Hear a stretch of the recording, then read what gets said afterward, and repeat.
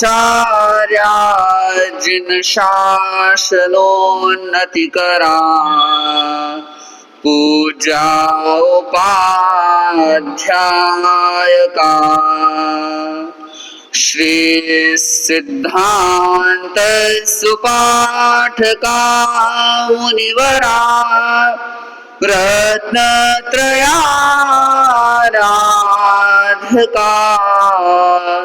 पंचैत परमेष्ठिनः प्रतिदिनं कुर्वन्तु नो मंगलम्,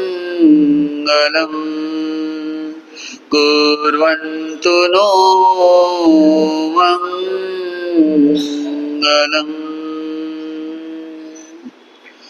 आराध्य देव श्रवण भगवान महावीर को नमन। परम पावन आचार्य श्री महाश्रवण जी के चरणों में नमन।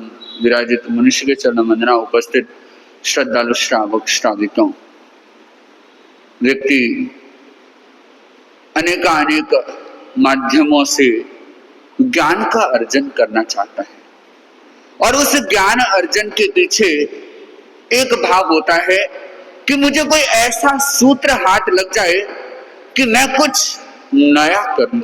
क्या कर लूं? कुछ नया कर लूं। और उसके लिए व्यक्ति हर रोज प्रयत्नशील होता है। कुछ न कुछ कहीं न कहीं वह पहुंचता है, किसी न किसी माध्यम से कुछ ग्रहण करने का लक्ष्य रखता है।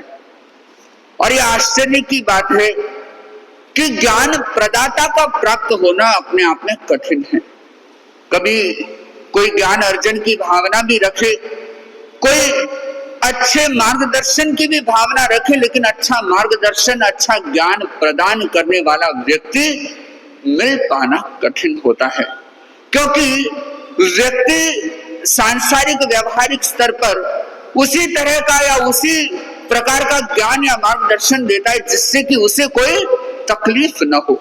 यानी कि आप भी देखें, आपके जीवन में भी होता है कि कोई व्यक्ति मिले आपसे और मिल जाए और आप कुछ बताने लग रहे हैं, चाहे अपने बिजनेस के बारे में या स्वास्थ्य के बारे में, तो आप क्या करोगे? कुछ चीज को छुपा लोगे। छुपा लोगे, क्यों छुपाओगे? कि सारा अगर इसको मैंने बता दिया तो इसे क्या मिल जाएगा? इसे भेद मिल जाएगा। और अगर इसे भेद मिल गया तो ये मेरे से आगे बढ़ जाएगा, और अगर ये मेरे से आगे बढ़ गया तो फिर मुझे पूछेगा कौन? इवन कई बार ऐसा होता है कि बाप अपने बेटे को व्यापार सिखाता है, अपने साथ अपनी ही दुकान में बिठाता है, लेकिन दुकान के सारे सिस्टम उसे नहीं बताता। मैक्सिमम बता देगा, लेकिन कुछ न कुछ तो ऐसी चाबी अपने पास रखेगा कि अगर मैं ये चाबी बता दूं तो क्या होगा? ये मेरे सिर पे बैठ जाएगा। तो क्या करते हैं? उसको कंट्रोल में रखते हैं। और एक गीत भी प्रचलित हुआ कि वो कहते हैं ना कि चाहे बेटी कितनी प्यारी हो, उसे सिर पे चढ़ाना ना चाहिए। चाहे बेटा कितना प्यारा हो, उसे घर भेद बताना ना चाहिए। ये कोई आध्यात्मिक प्रेरणा नहीं है, ये सांसारिक अनुभवों से मिली जुली एक बात जो किसी व्यक्ति ने अपने अनुभव, अपनी सोच के आधार पर लोगों को बताई। और मुझे लगता है कि बहुत सारे लोग इसको फॉलो करते हैं। करते कि नहीं करते? क्यों करते हैं?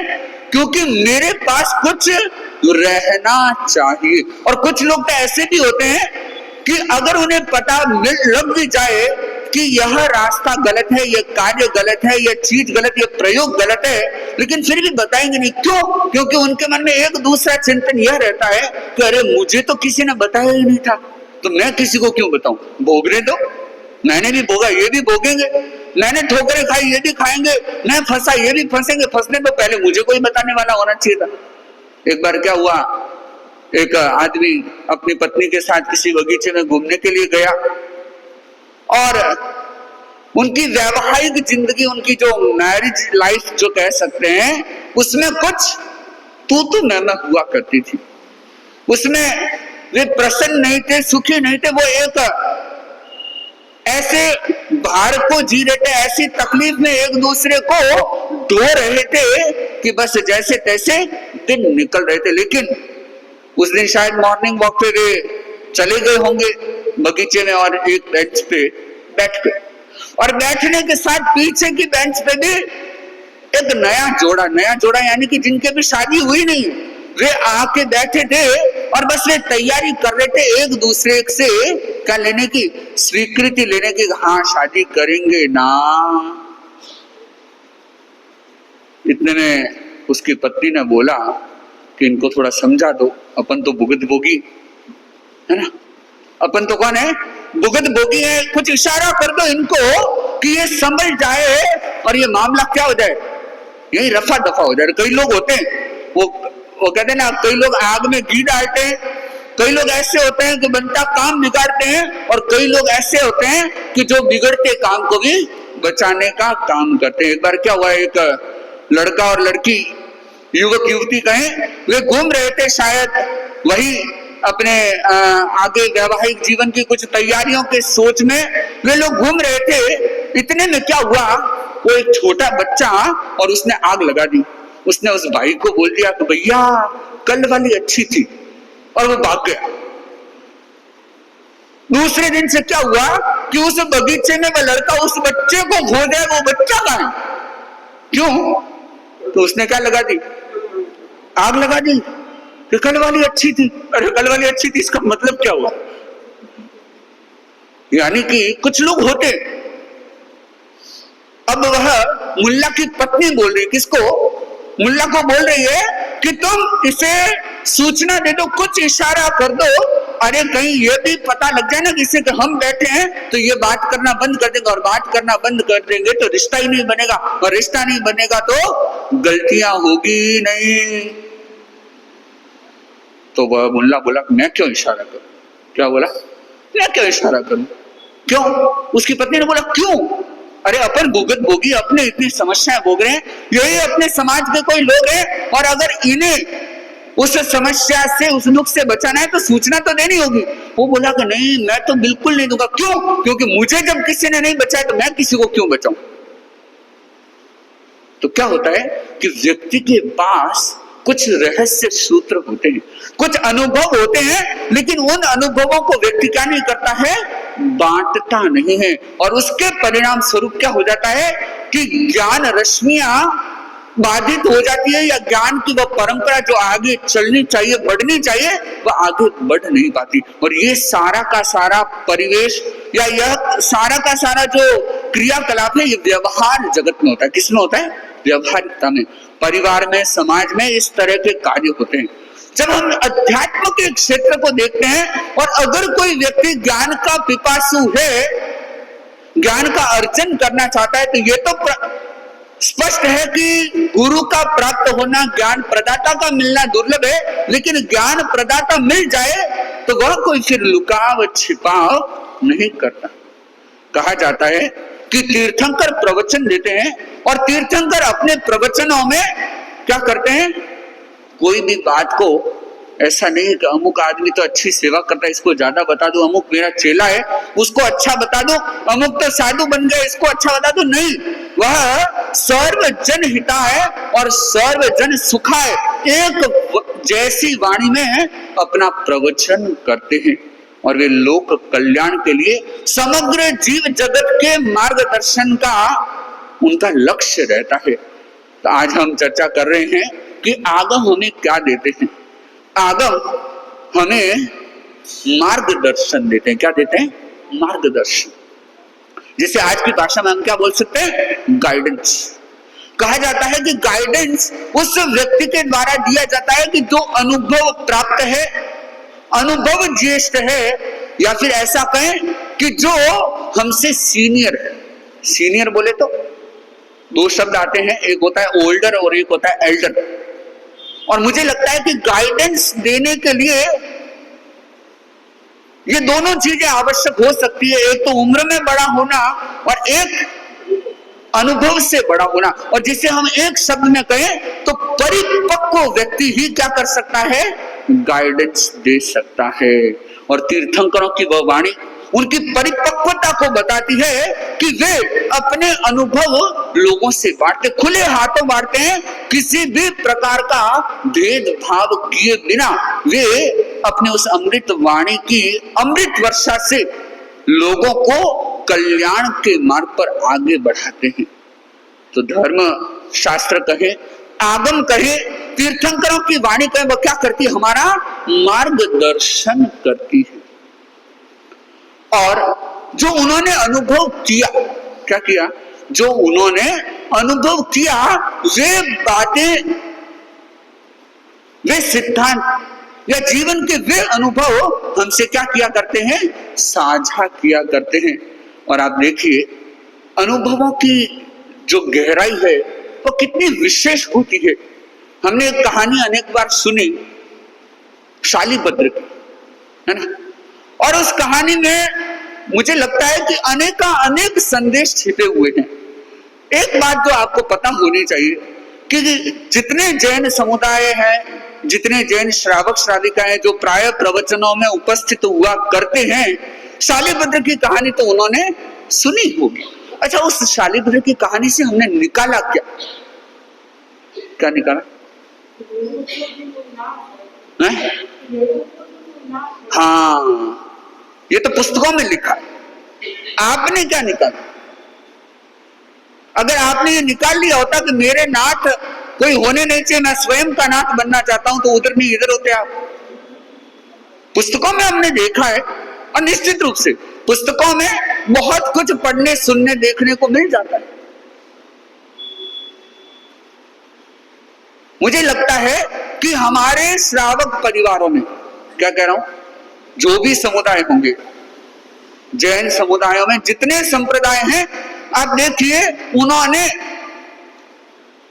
शालिभद्र की कहानी को सुनकर के एक बात ग्रहण की कि आप शुद्ध भाव से साधु को दान दीजिए तो आपको शायद अगले जन्म में क्या है, वो देवलोक से पेटियां उतरेगी। क्या ये शालिभद्र की कहानी का एक भाग। और मन में क्या सोचते हैं? ये दिवाली का अवसर आया था हम सभी के सामने, और उस दीपावली पूजन में कई लोग क्या कहते हैं? वो एक गीत गाते हैं। कोई कौन सा गीत होता है? हाँ, नहीं, वो आता है, वो आता है ना, गौतम स्वामी है ना, बड़े ज्ञानी, ज्ञानी बन गए, बिना पढ़े ज्ञानी बन गया। गौतम गणधर बड़े महान, रिद्धि सिद्धि का देते दान, जिनके चरणे नवो निदान, मिलता सच्चा आत्मिक ज्ञान। और ऐसे करते करते एक बात आती है कि शालिभद्र, या फिर ऐसा कहना चाहिए ना, वो गौतम गणधर से क्या क्या मांगते हैं। तो कुछ लोग, वो एक पद्य आता है, अभी मैं वो एकदम पंक्ति मुझे याद नहीं आ रही, तो उस पंक्ति में क्या आता है कि मुझे रिद्धि सिद्धि ये वो सब मिले, तब लोग बड़े जोश से गाते हैं। लेकिन ज्ञान ध्यान वाली वो जो लाइन आती है ना, उस लाइन को छोड़ देते या धीरे गाते। यानी कि मिल रहा है हमें, लेकिन हम क्या ग्रहण कर रहे हैं। अब अनुभव की बात कहें कि शालिभद्र का अनुभव और उसका परिणाम ये कोई देवलोक से पेटियां उतरना नहीं था। शालिभद्र के अनुभव का निचोड़ कहां आता है? कहां आता है निचोड़? निचोड़ जब कहानी आगे चलती है, कहते हैं कि उन्हें देवलोक से पेटियां उतरती थी, रिद्धि सिद्धि सोनैया धन्य धान्य मणि माणिक्य सब कुछ मिलता था। आगे चलता है 32 युवतियों से उनकी शादी होती है, वह भी उस कहानी का निचोड़ नहीं है। कोई लोग सपने भले ही देखने लग जाए, निचोड़ नहीं। फिर आगे देखते हैं कि उनकी पत्नियां वो रत्न कंबलों के टुकड़े करके अपने गंदे पांव पहुंच के या स्नान करके शरीर पहुंच के फेंक देती, वो भी उस कहानी का निचोड़ नहीं है। कहानी का निचोड़ कहां आता है? और आगे कहां आता है कि जब राजा श्रेणिक उनके कहां आता है? निवास स्थान पर आता है। क्या देखने के लिए? कि मेरे नगर में भी ऐसा कोई रिद्धिशाली, बलशाली, ऐसा भी कोई संपन्न व्यक्ति, लक्ष्मीपति है जो इतना कुछ खरीद सकता है, मैं उसका धन देखना चाहता हूं। तब भी निचोड़ नहीं आया। और आगे बढ़ती है कहानी और कहते हैं कि राजा श्रेणिक जब आया और बालक या कुमार कहें कुमार शालिभद्र, वह जब नीचे आए शायद राजा सैनिक के आसपास में बैठे, लेकिन वो पास में बैठना भी उन्हें क्या नहीं लगा, मनोनुकूल नहीं लगा, उनको कुछ प्रतिकूल लगने लगा।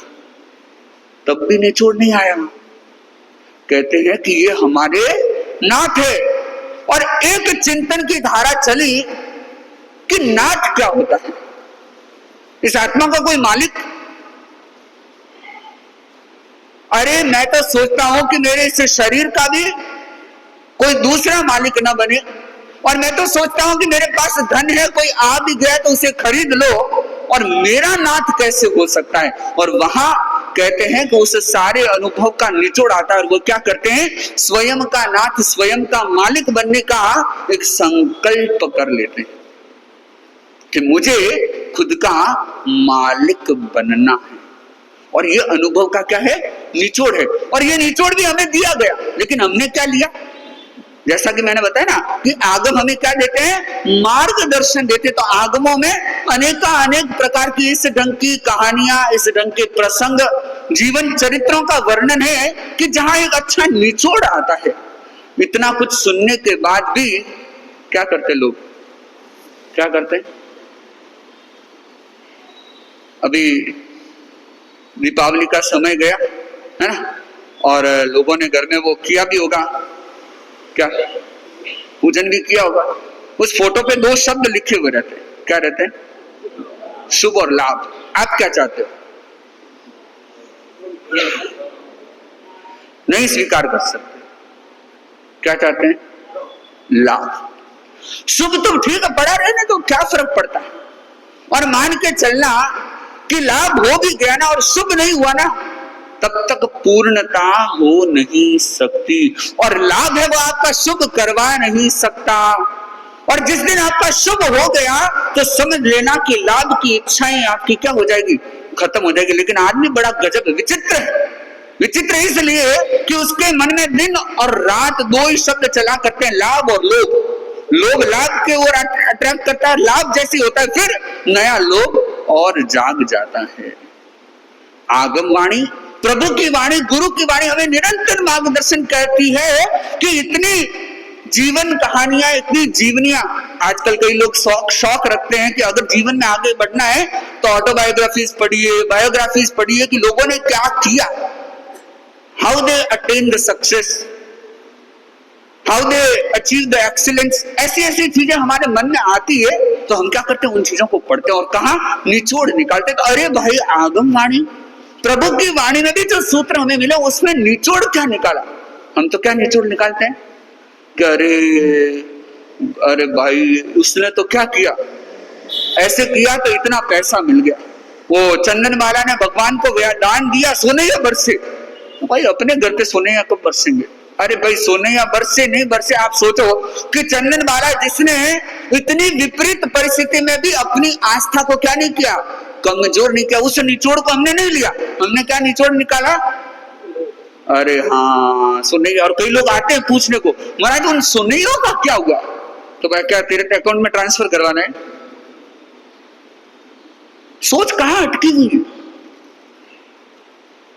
और शायद आप लोगों में से अगर कोई वहां होता उस मूला सेठानी की तरह, तो मूला सेठानी भी क्या करने लगी, इकट्ठा करने लगी। उसको रोका देवताओं ने कि इससे हाथ लगाने की जरूरत नहीं, ये धन किसका है, चंदन बाला का है, ये इसकी दीक्षा में काम आएगा, तुम्हारे इसे हाथ लगाने की जरूरत नहीं। और शायद हम लोगों में भी अगर कोई वहां होता तो शायद नजर वही जाती, क्योंकि चंदन बाला जी के पार ना हो गया, भगवान जी के पार ना हो गया, दोनों चले गए, अब क्या है, अब सोनिया इकट्ठा करो।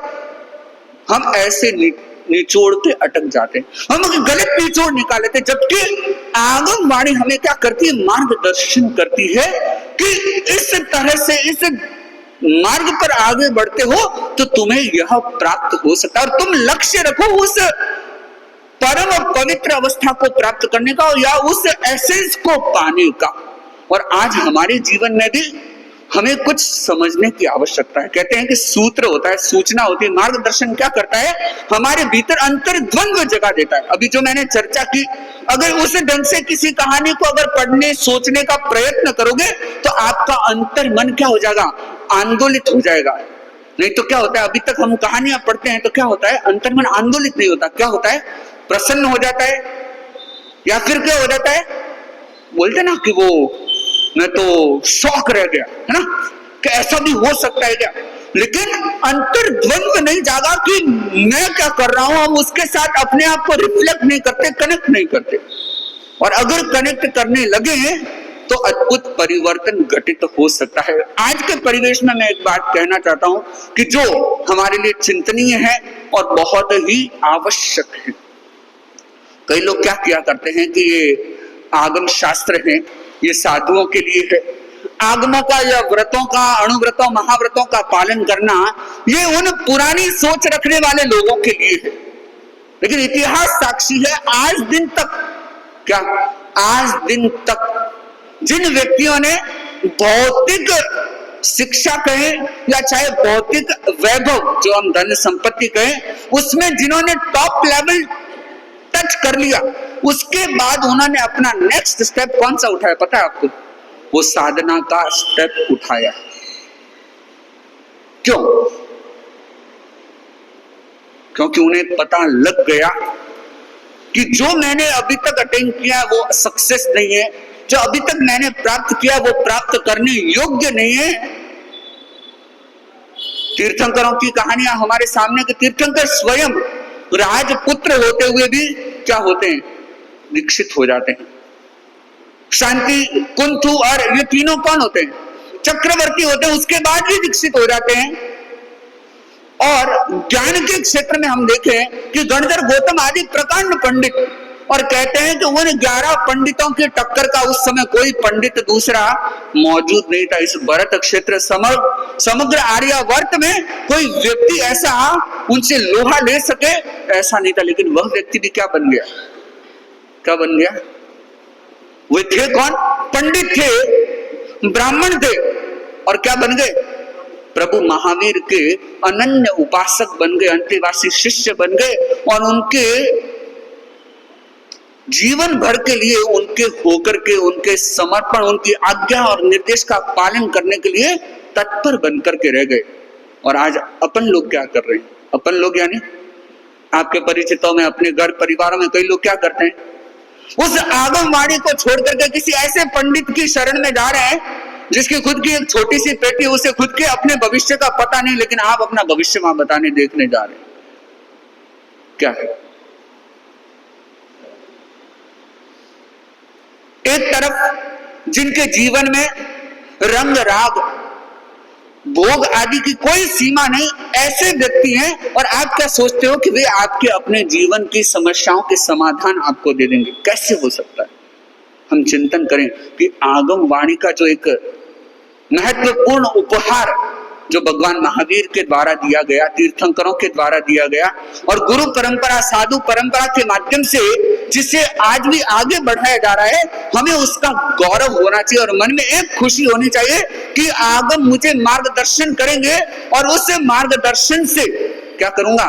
मैं आगे बढ़ता चला जाऊंगा। तो हमें उस गौरवानुभूति के साथ, आत्म गौरव की अनुभूति के साथ सदा इस बात पर अडिग रहना है, इस बात को अपने अंतःकरण तक पहुंचा देना है कि आगम शास्त्रों से हमें सुंदर मार्गदर्शन मिलता है, और उस सुंदर मार्गदर्शन का मैं उपयोग करूंगा और उसका सही निचोड़ निकालूंगा।